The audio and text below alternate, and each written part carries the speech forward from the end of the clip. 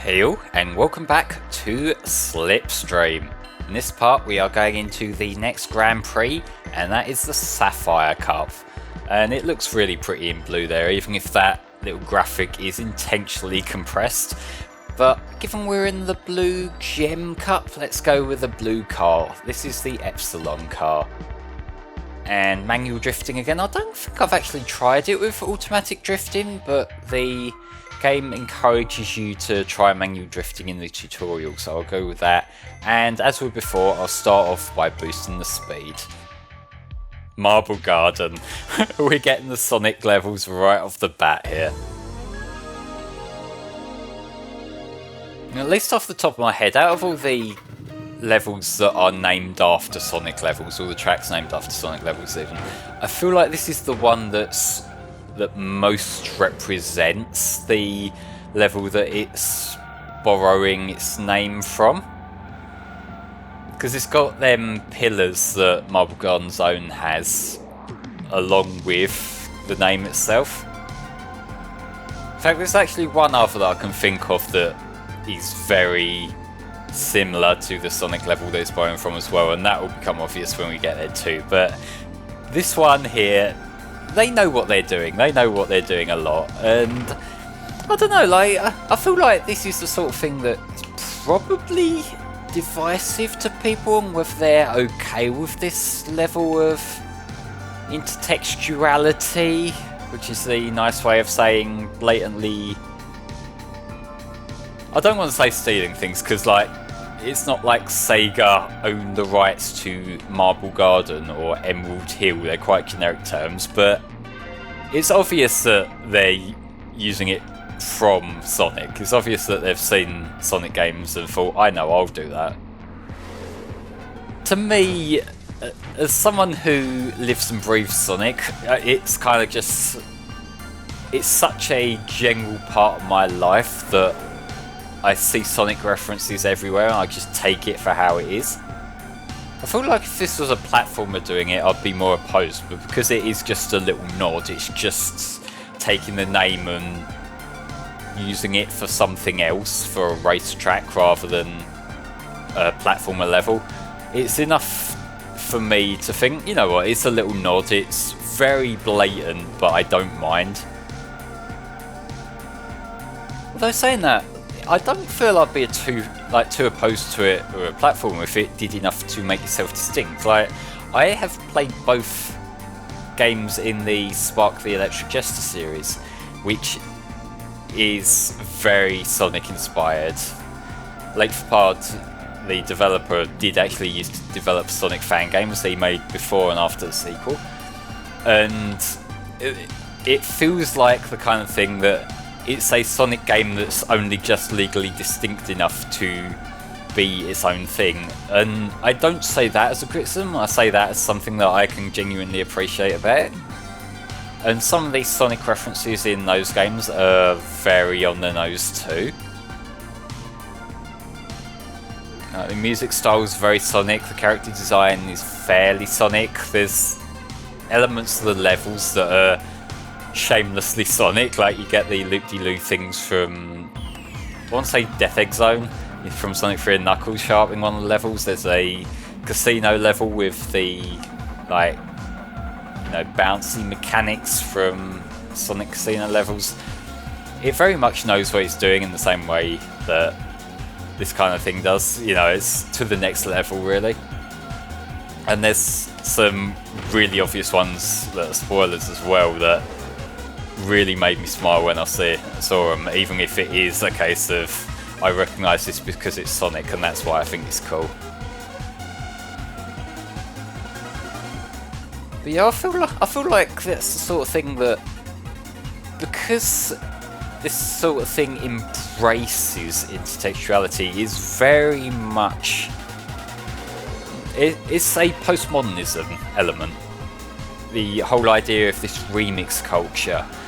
And it's something that comes about from the fact that there are only so many ways to do things, the fact that things become classed and divided into genres, and there's audience expectations for genres. And so it's like, you know, it's kind of hard to explain, but to a certain degree it's not reusing things because of a lack of ideas. It's because those expectations are there and people expect that sort of homage to a certain degree. There's also the case that familiarity tends to bring people in. The idea that if people are familiar with a concept that they see, then they're more likely to feel comfortable by it, they're more willing to give it a try. Before we go into the next race, I want to give everything a bit of a boost. I didn't get as much money this time because I fucked up a little bit. So let's just boost what I can. And that's me out of money again. So next race, Villarica, something original. Yeah, the like postmodern analysis of media, it can be a bit of a clusterfuck, and sometimes it feels like people are pulling things out their arse. But when it comes to the remix culture itself, it's something that I find incredibly fascinating, because it's like you've got these two competing ideals. You've got the ideal of the remix culture itself, where everything is the precedent for the next thing, and new creations are collaborations of ideas from previous things, which in itself is a really interesting way of looking at media. But you've also got the long-standing principle of intellectual property. The idea that if you create something, you own it. Under copyright law, you gain exclusive distribution rights for that. You're the only person allowed to publish that. And that's an exclusive right you hold that you can either keep to yourself or you can sell on. They're conflicting ideas, really. There's this idea that if you create a thing, you own it, but also the idea that there's this expectation that bits of that idea will bleed into someone else's idea. So it's like there's a line somewhere that's not entirely defined. And I don't think that's the sort of thing that can be properly defined. Like, there's no way of measuring, like, you can use, say, 20% of my thing before you have to pay me or some shit like that. It's the sort of thing that every case where someone may feel there's an infringement, that's got to be decided in a court of law. And there's a lot of variables that can happen there. There's a lot of open to interpretation. So there's things that the judge might look at, whether they feel it's transformative enough. And then there's obviously doctrines on top of this. People talk about fair dealings or fair use a lot, but that's something different entirely to what I'm kind of thinking, because the idea of fair dealing is that that's to allow commentary, it's to allow critique, and it's to allow things to be redistributed in an educational context. And they're the sort of things that get weighed up in fair dealing cases.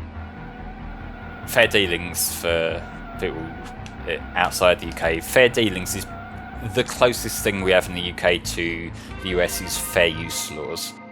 So if something will be judged of fair use, it's kind of similar enough that it would likely pass fair dealings in the UK. They're similar, they're not identical because they're just differently implemented, but it's a similar kind of idea, is to allow flexibility in use of content. But that's not really how the whole remix idea works. The idea of a remix is that it's a creative work being like transformed into another creative work. And when it comes to that, it's not necessarily an intentional thing. Because like, if you create, say, a racing game, then there's gonna be similar elements to other racing games that already exist. And so there's gonna be both tropes we see similar kind of levels. Like we've got an old town kind of track going on here. There's probably plenty of other racing games that have an old town track.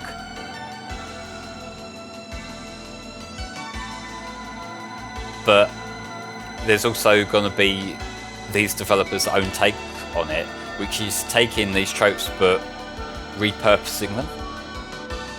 I know I've kind of been talking about this in kind of a confusing way, but you know, I just really like following both creatives and the kind of things that get discussed within creative circles, at least the stuff that's not just petty bullshit. I'm really messing up in this particular cup. I need to step on the gas a little bit.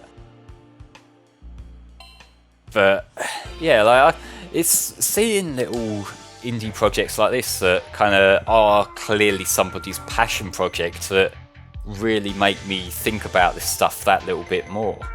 Now, I didn't boost my speed there, so we're going into Oil Ocean. I didn't boost my speed there, but you know, I'll see how I can get by.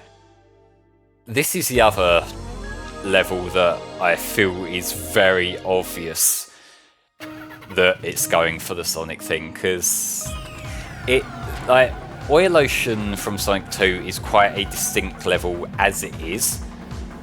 So, you know, if you're gonna make an Oil Ocean level, it's gonna look quite similar to the Sonic one to start with. But also just seeing the equipment and whatnot in the background, it's kind of going for the same sort of thing. It looks quite similar.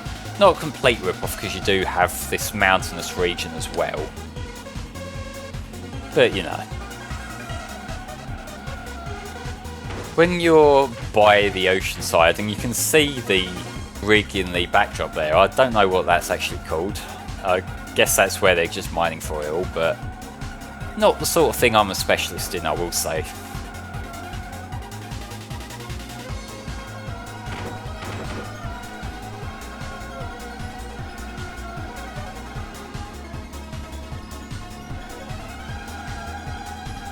This particular bit of music, it feels like a neat halfway point between your Vaporwave and your Eurobeat, which shouldn't really work. They're kind of like opposite ends of the electronic spectrum, but it works. They made it work.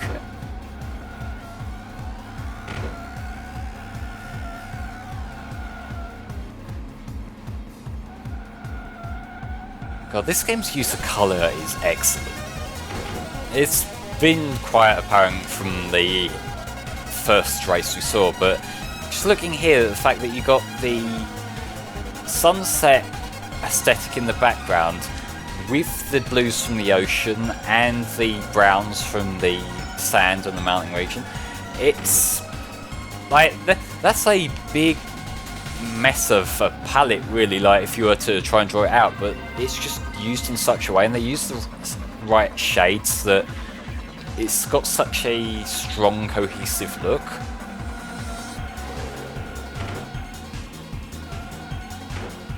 Okay, I want to try and do a little bit better this time around than I did last time.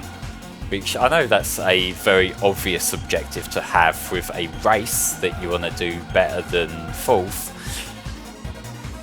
But you know, I feel like I was being too much of an intellectual last time, that's my excuse. You need a very high IQ to understand FlameHisWorld.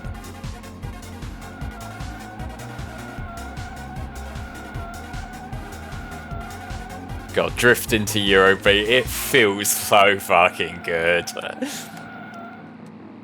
I should get around to watching the rest of Initial D. Like, I remember watching the start of the first season because it kind of intrigued me, and I like the Eurobeat. I'll be honest, it was because I liked the Eurobeat that I checked it out. But I don't know, I just sort of dropped it for a little while. But, you know, it seemed like a fun start to the show, so I should probably go back to it. And when I hear the Eurobeat, I get kind of curious how some of the Initial D soundtrack would work with a game like this, because this has a very distinct music style, but at the same time I feel like some of the tracks, like particularly say when we were in the Metropolis track beforehand, I feel like you could blast run in the 90s over that and it would just fit perfectly.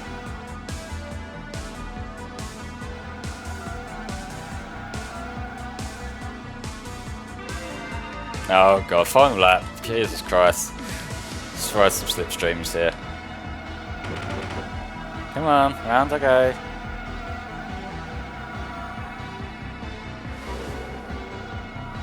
Apologies if the commentary goes a little bit bland for a while, but I am in concentration mode because I want to do not terribly.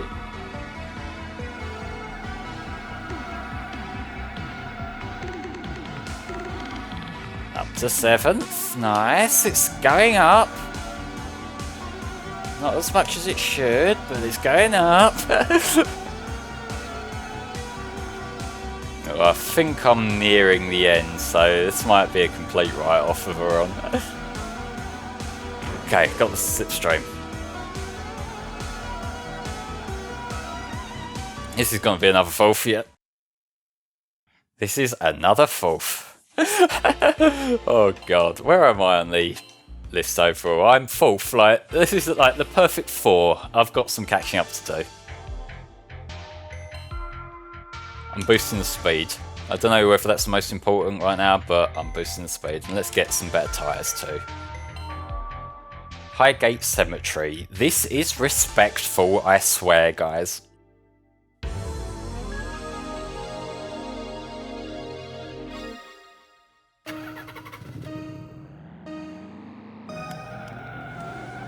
So this is a completely different thing, really. Like, this is your kind of Ghosts and Goblins kind of look. Another game which I should get around to playing. I'm just sort of scared because it looks hard. Well, I do have save states available on emulators if I struggle too much. But like, Ghosts and Goblins and the sequels, they're one of the few now classic 2D platformer series that I haven't touched at all. So I've played a bit of everything at this point, thanks to the availability of emulation as well as like all the download services that I've dabbled in over the years.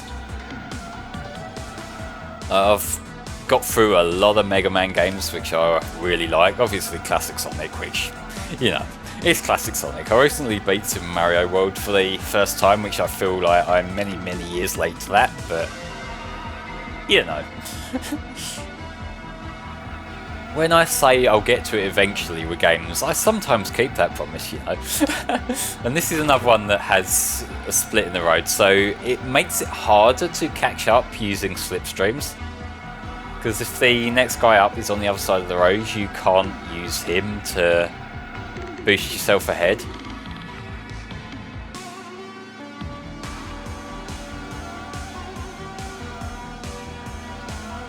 So it also kind of reminds me of Spectre Knight stage from Shovel Knight,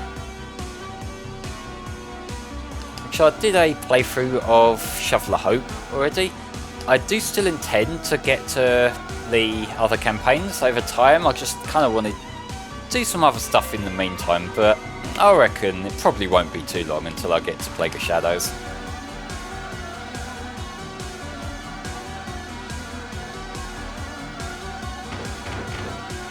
I know since I recorded that playthrough, the King of Cards expansion's out now as well, and I've heard a lot of good things about that, so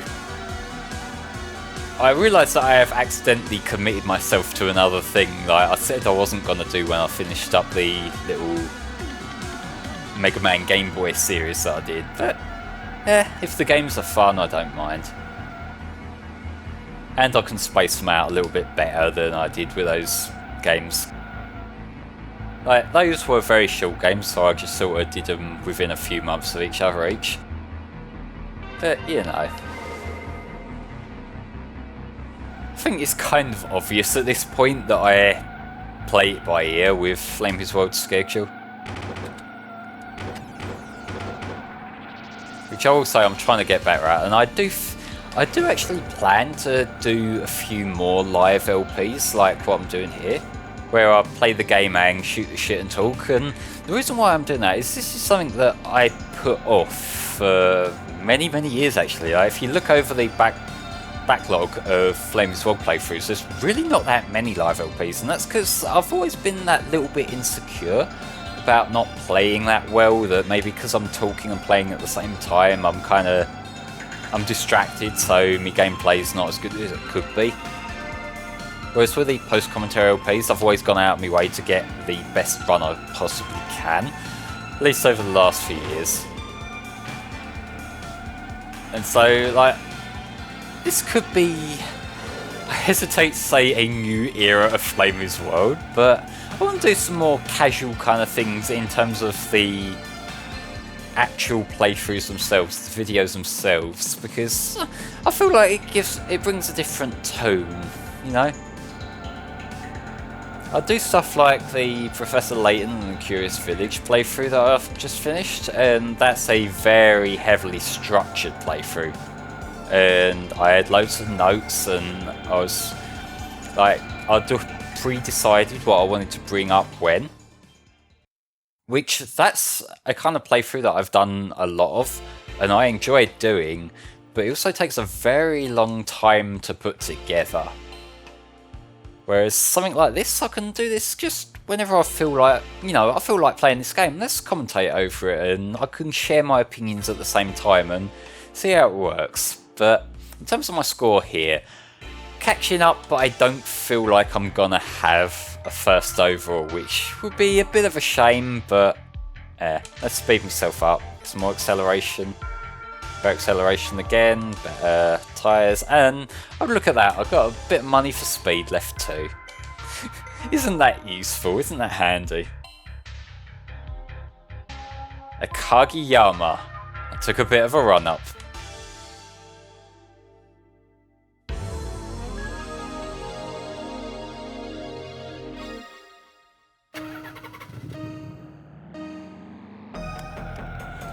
This area here, it looks kind of similar to the area that you can go to for the tutorial. And I didn't show the tutorial off because there's really no point. It literally is like a minute long. It just shows you how to accelerate, how to steer, and then how to drift, and that's it. And that's fine because that's all you need to know. Outside of that, it is a very self-explanatory game, even for a racing game. It's not like, say, Mario Kart, where you've got to learn what all the different items do, you know, or anything like that. It's not really that complex of a structure to it, so once you work out how to drive, the next thing you need to understand is go faster than the other guys. And that's basically it. Yeah, in this particular cup, they seem to be going for the creepy look a little bit, which I'm actually kind of, I like, you know. Maybe I could have saved this till Halloween, but I've never really done seasonal videos outside of a couple of April Fool's things, but these playthroughs are evergreen. I like these trees look, actually.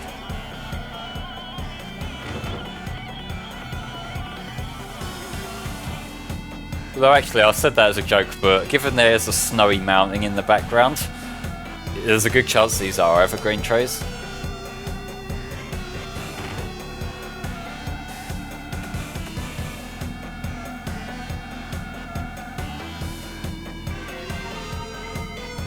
Alright, I'm up to 12th and I'm on the 3rd lap, so I might be able to pick this up, assuming I don't keep crashing into the corners like I've been doing.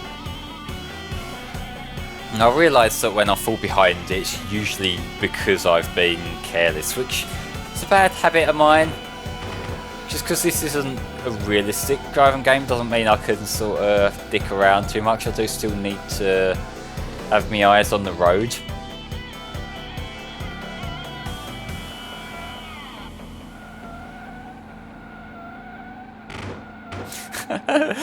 What did I just fucking say to myself? That I need to keep my eyes on the road and not crash into the corners? I bumped into the back of that guy there, but it still seems to have paid off. The fact that I got the slipstream that was slowed down by crashing into someone. I'm not sure if that's faster than just driving normally and not crashing or not. Might be able to overtake these three at once. In theory. Emphasis on the in theory. Oh god.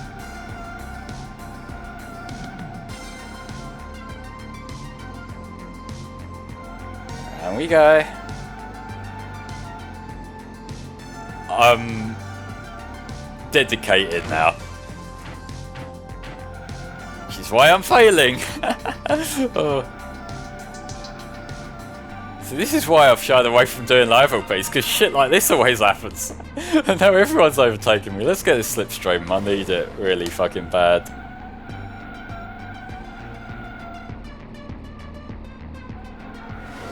Okay, 5th. This is the best I've been so far, but it means the other two that I had, that I was tailing a fair bit ahead. Let's try and play catch up.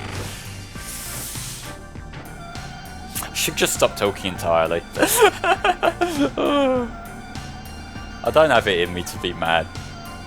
It's just this is a thing that's gonna happen now.